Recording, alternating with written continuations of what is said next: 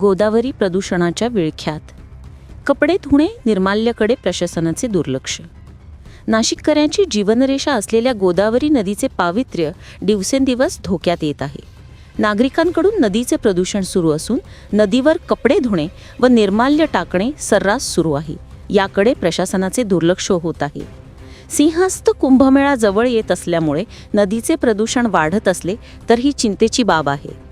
नागरिकांना सर्रास गोदावरी नदीपात्रात निर्माल्य, घरातील खराब झालेले फोटो, प्लास्टिक, देवांच्या मूर्ती नदीत आणून टाकत असून गाड्या धुण्यासाठीही नदीकाठावर मोठी गर्दी पाहायला मिळते. इतकेच नव्हे तर कपडेही नदीवर धुतले जात असल्यामुळे साबणाचे पाणी पात्रात वाहताना दिसते. पवित्र मानल्या जाणाऱ्या गोदावरीची अशी दुर्दशा होत असताना प्रशासन मात्र गोळेझाक करत आहे.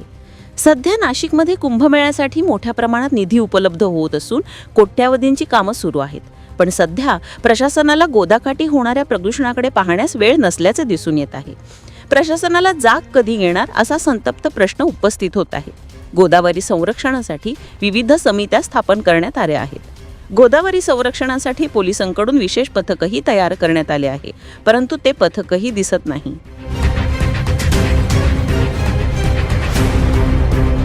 24 लाईव्ह महाराष्ट्र न्यूज करिता प्रतिनिधी मुकेश मुंजे, नाशिक.